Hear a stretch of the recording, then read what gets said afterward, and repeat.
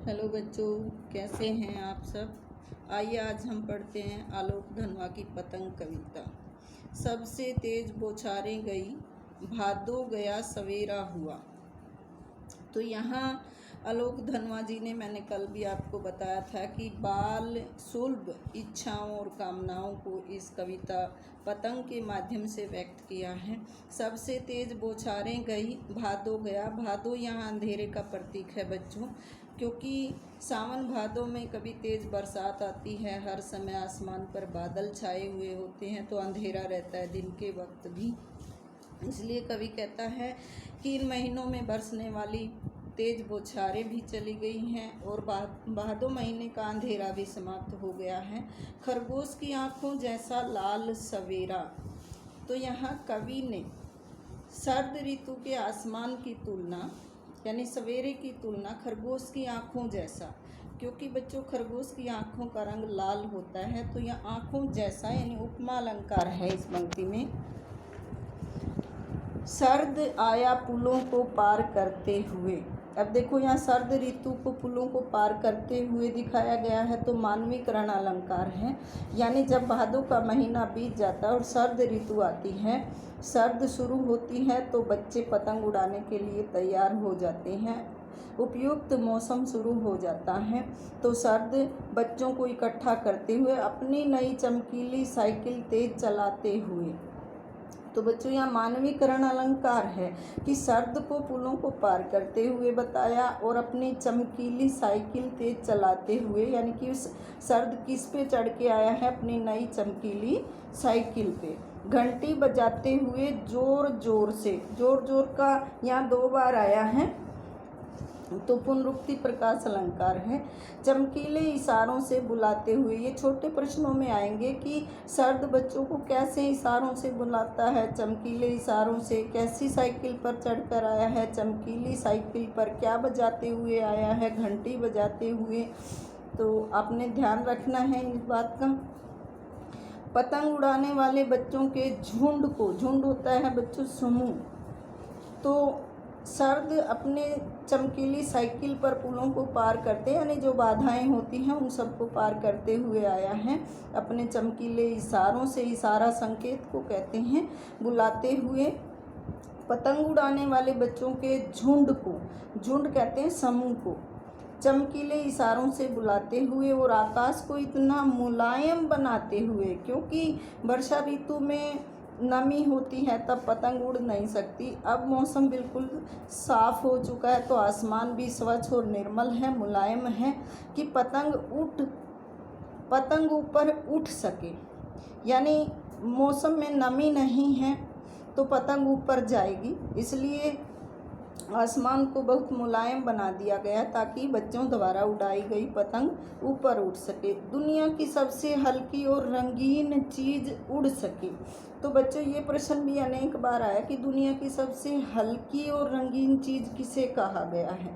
पतंग को कहा है, क्योंकि पतंग में सबसे हल्की कागज़ लगती है और वह रंग बिरंगी होती है। दुनिया का सबसे पतला कागज़ उड़ सके, बाँस की सबसे पतली कमानी उड़ सके।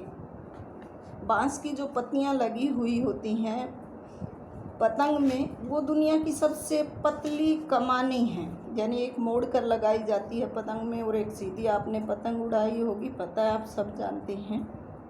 तो बाँस की सबसे पतली कमानी उड़ सके कि शुरू हो सके सीटियों, किलकारियों और तितलियों की इतनी नाजुक दुनिया।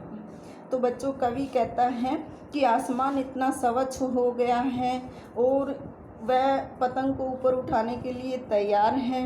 दुनिया की सबसे हल्की और रंगीन कागज़ से बनी पतंग, जिसमें दुनिया की सबसे पतला कागज़ और सबसे पतली कमानी लगी हुई है, और जिसे उड़ता देखकर बच्चे सीटियाँ, किलकारियाँ, यानी उत्साह में आकर पतंग को ऊंचा चढ़ते हुए देखकर बच्चों के रोमांच को यहाँ प्रकट किया है कवि ने कि तितलियों की इतनी नाजुक दुनिया। तितलियाँ हैं बच्चों रंग बिरंगी पतंगे। तो यहाँ बच्चों कवि ने बाल सुलभ इच्छाओं और कामनाओं को पतंग के माध्यम से मौसम के परिवर्तन को दिखाते हुए दिखाया है कि किस तरह मौसम परिवर्तन होने से यानी वर्षा ऋतु के समाप्त होने पर और शरद ऋतु के शुरू होने पर बच्चे अपने खेल को यानी पतंग उड़ाने के उपयुक्त जो मौसम हो गया है उसमें किस तरह आपस में इकट्ठे होते हैं, एक दूसरे को इकट्ठा कर लेते हैं। तो यहाँ पूरी इन काव्य पंक्तियों में कवि ने बाल कामनाओं को प्रकट किया है और प्रसाद गुण हैं इस कविता में, वर्णात्मक शैली है, दृश्य बिंब है, छंद मुक्त पंक्तियां हैं, ये उपमा, मानवीकरण, पुनरुक्ति, प्रकाश, अनुप्रास और शोभाउक्ति अलंकारों का प्रयोग किया गया है।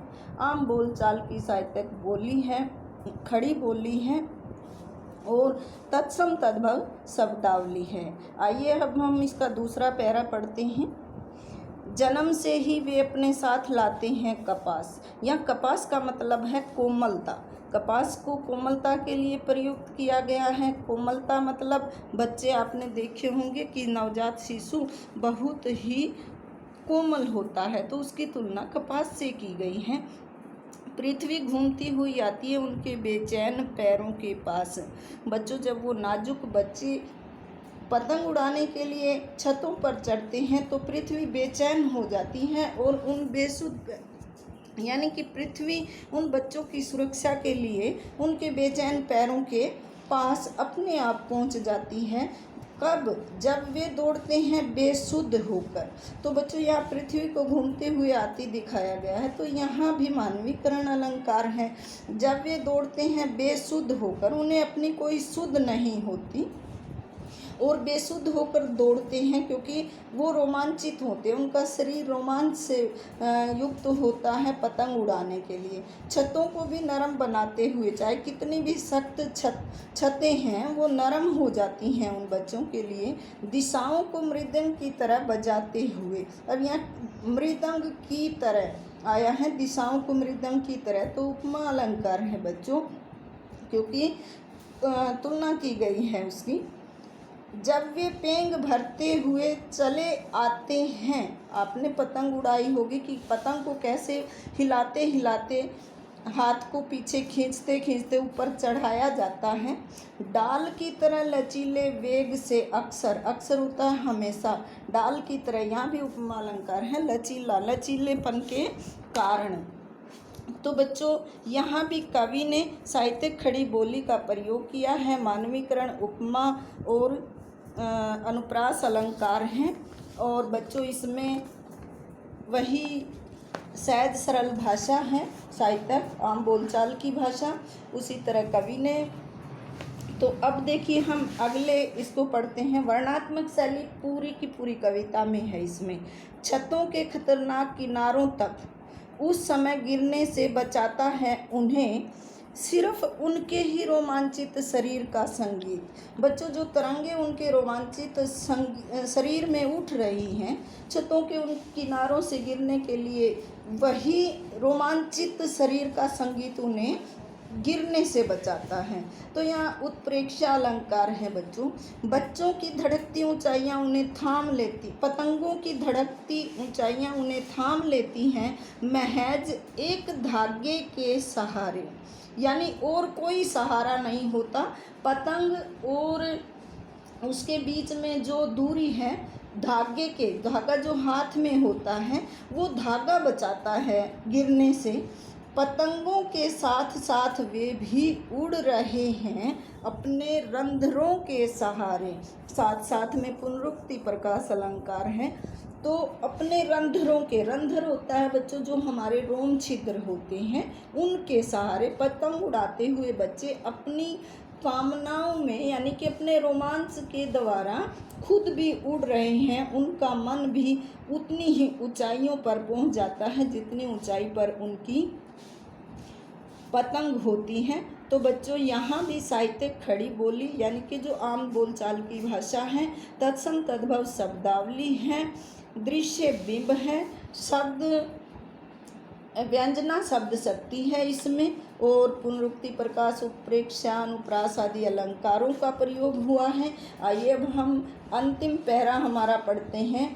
अगर वे कभी गिरते हैं छतों के खतरनाक किनारों से, कवि कहता है कि यदि कभी वो भूलवश गिर भी जाते हैं उन छतों के किनारों से और बच जाते हैं, तब तो यदि वो गिरकर चोट लगने से बच जाते हैं तो वो निर्भय हो जाते हैं, उनका जो भय होता है वो समाप्त हो जाता है और फिर वे निडर होकर सुनहले सूरज के सामने, सह सह की आवृत्ति है, अनुप्रास अलंकार है यहाँ, तो फिर खड़े हो जाते हैं सूर्य का सामना करने के लिए।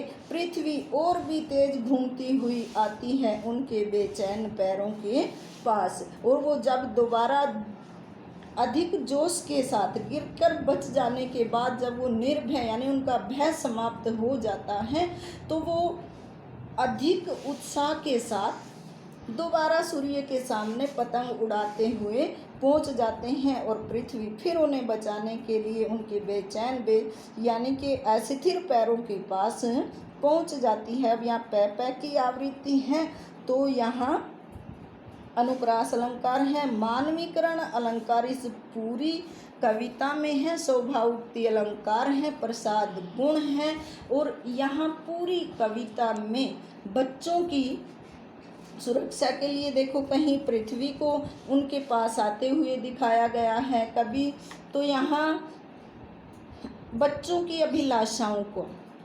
जो बाल सुलभ चेष्टाएं हैं उनका चित्रण किया है कवि ने इस पूरी कविता में।